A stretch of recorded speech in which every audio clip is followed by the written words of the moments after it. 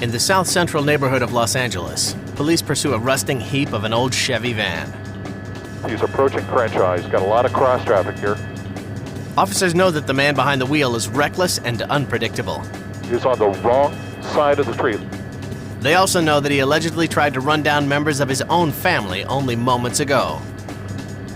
Back eastbound now.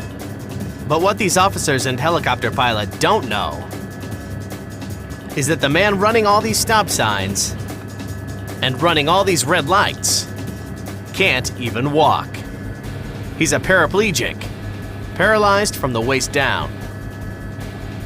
Every rev of his engine, every slam of his brakes, is performed with special hand controls mounted on his steering wheel.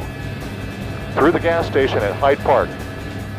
Still, the suspect is able to boldly negotiate the worst traffic and nimbly evade his pursuers. He's up to about 50 miles an hour now. But to the cops and to the public, he's just another crook on the run. He's not slowing down. He's got a lot of cross traffic. The cars do not see him. There he goes. Wow, he almost hit that car right there. Another car almost rear-ended him as he came through the intersection, now southbound on Crenshaw. By now, this pursuit has lasted over 15 minutes, but the suspect hasn't traveled beyond the immediate neighborhood.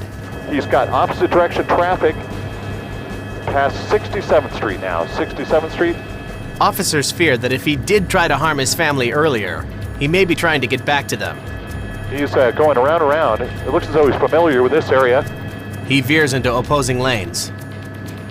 He barrels straight ahead, not even slowing down for train tracks or intersections. Up ahead, another red light, but that doesn't bother him until it's too late. Okay, he's got a bus in the intersection. He's T8 into the bus.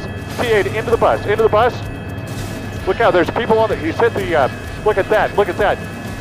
He crashed into that bus. That bus went into other vehicles. There are people running for their lives right on the sidewalk there.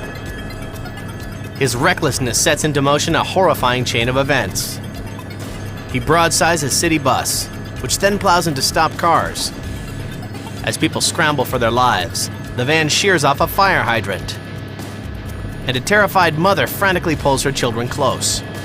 We understand this person is possibly under the influence of drugs. Okay, he's got the vehicle stopped.